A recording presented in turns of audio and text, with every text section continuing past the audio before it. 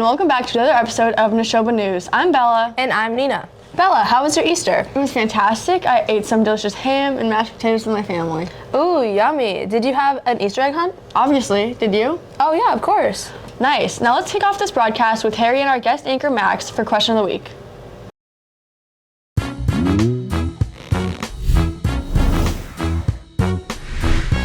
Just talk about Ice Spice. They all really like Ice Spice. They love Ice Spice. It's so funny. I love Ice Spice. Hey, Nashoba News! It's me, Harry.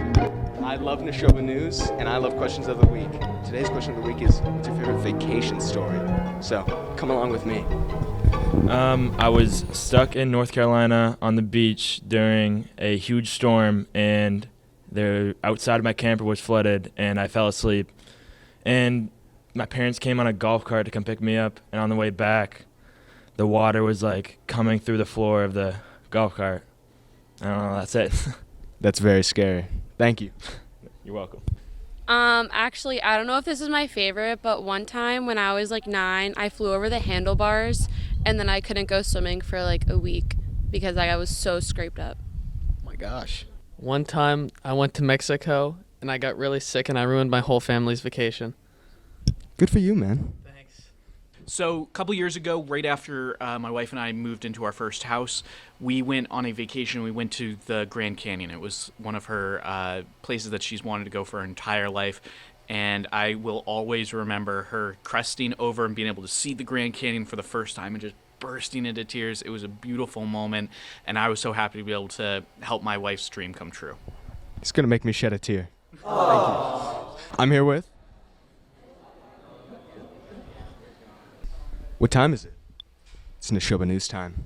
So I was in Clearwater, Florida, and I hopped the fence to the pier. We were going to go pier jumping, and the cops chased us. Oh. Yeah, we had to hide in some bushes. Wow. I was in Cape Cod, and I cut my finger wide open. Oh my gosh. I was at Hampton Beach with this handsome devil, and he dug me in sand up to my neck. Handsome's a lie. I'm just going to have to go with last year's vacation, driving the family to Washington, D.C., and then going to Hilton Head, hanging out, seeing alligators, playing golf, hanging out on the beach. That's awesome.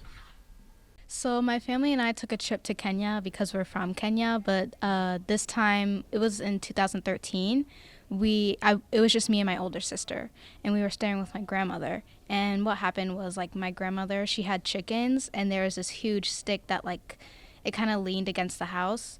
It was like the size of a baseball bat, but it wasn't the girth of a baseball bat. And what I decided to do, I decided to spank the chickens with it, and I accidentally spanked the rooster, and then the rooster got really mad and started chasing after me around the campfire. And then because I still had the stick in my hand and I kept looking back to see if the rooster was still there, I tripped and I fell, and the rooster got on top of me and started scratching me with its toenails, and that's how I got this scar on my forehead. What a beautiful story. One time I went on vacation and I brought a really expensive pair of shoes with me and lost one of them. Never found it. Yep. That's tragic. I'm sorry that happened to you. Are you okay? It's okay. You okay, baby? Some counseling, yeah. Swimming in Hawaii. Swimming with Nick. Nice. I remember when I was 16 and stayed with a family in Versailles in France, and it was really hard because I didn't speak French. But 2 weeks later, no problem. Quickly, we need to find more answers. One time I went to Florida, and I ran through a screen door. Now that's a shocking story. This one time I got stuck in the Dominican Republic with COVID. Dang. One of the memories that's burned into my brain is sunrise on Cadillac Mountain in Acadia National Park. I can see it when I close my eyes. That's beautiful. Thank you. So this isn't for me, but I was on my way to Florida one year, and my brother started choking on a mozzarella stick, and my dad yelled at him to spit it out, and he spit it out all over his hands. One time I was on Cape Cod, and there was a shark sighting when I was in the water. That's it. That's scary. Going to my grandparents' house. Mine was when I fell off a bridge in Italy. It was like a walking bridge, and it was a really fun experience. Not really. I'm scared of heights, so that was great. Yeah. When I was in college, I got to study in the rainforests of Australia, so that was really cool. That is really cool. What's your favorite vacation memory, Max? My favorite vacation memory would have to be camping in New Hampshire. What about you, Harry?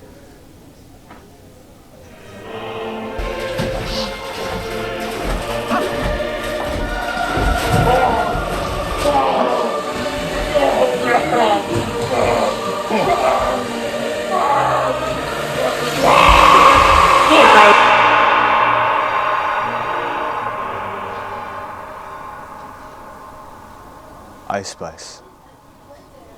Incredible. Thank you for watching. Thank you. So my family went to Good Harbor Beach and we played beach volleyball. Wow. Speaking of sports, let's head over to Emily and DeVita with sports.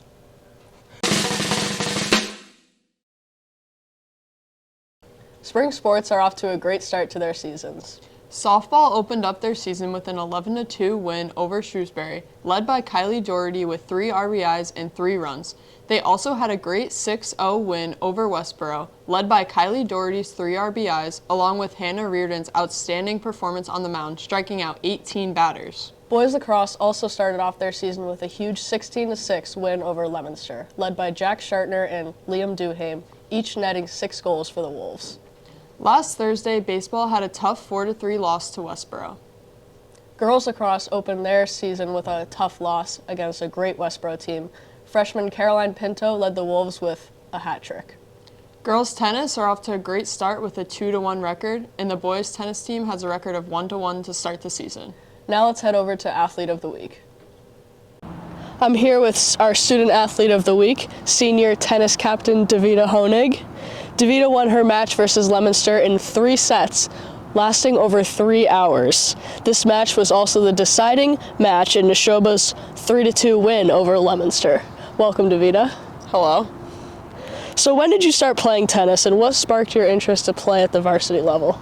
So this is only my 2nd year on the team at the varsity level, but I've been playing with my mom over the summers for a while, so she definitely inspired me to play tennis, and it's a fun thing to do in the spring when I didn't have any other sports. I like it. So this year you made the jump from 3rd singles to 1st singles. Is there a significant difference in competition that you're facing this year versus last? Yeah, for sure. 1st singles you see a lot more pace on the ball, a lot more finesse, spin, stuff like that. Some real tennis players that really really are working. And 3rd singles you see some of that, but it's a lot more just getting the ball over the net, not as much finesse, I guess. All right. Do you have any game day superstitions? Yeah, I definitely do. I have to wear the same socks every time. I wear the same Nike socks. Yeah. So walk me through the course of this 3-hour match and what was going through your mind. Yeah, so first of all, it was 40 degrees out and it was very cold and raining. So that was a factor at first, just getting warmed up. So the first set, it was 6-4. I won the first set, but it was very close, and I knew that it was going to be a long day when I finished the first set and everybody else was already off the court. So yeah, then it was a very close 2nd set. I lost the tiebreaker. Then 3rd set, won it, and I was so relieved I didn't have to play anymore. I wanted to just get off the court at that point. After 3 hours, yeah. I think anyone could agree with that. Yeah. Well, thank you for your time and good luck the rest of the season. All right, thank you. Wow, that girls' tennis team is doing amazing. I know, right? Before we head over to our special report, we wanted to let you know that DECA has partnered with Aviva in Maynard. If you dine in or get takeout on Thursday, April 13th, mention DECA and they will get 10% of the profits. That sounds great. I'll definitely be there. Me too. Did you know that we have dozens of articles and podcasts on our website, theregional.org? This week, we have a few new food review episodes on our Bite of the Week podcast. Wow, I'll definitely check it out. Now, let's see what Ella is up to with another episode of Hometown Cooking.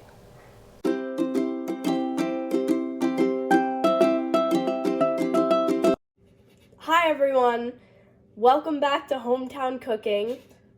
I'm Ella, this is my special guest Tatum, and today we're going to be making Muddy Buddies. So come with us to the store to get the ingredients.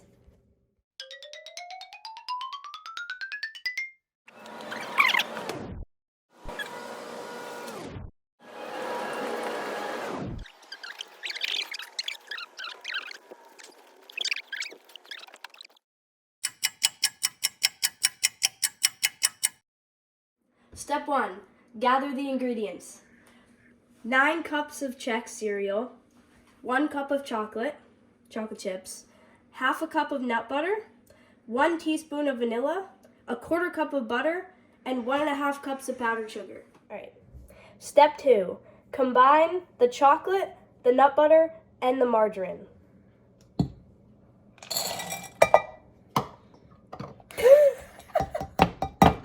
Stay tuned.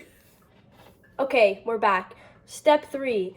Microwave these for 1.5 minutes-ish, or until they're melted.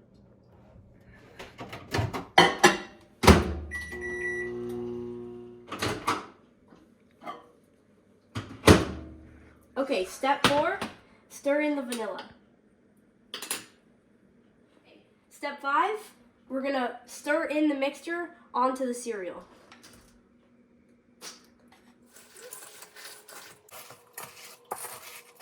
Okay, once the mixture is fully coated with the chocolate, you're gonna sprinkle on the powdered sugar until you reach the desired effect. All right, the desired effect is that. So I'm gonna keep going.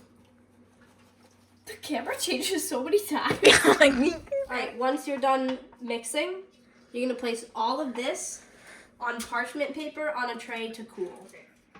Now we're gonna put them in the fridge to cool for 30 minutes.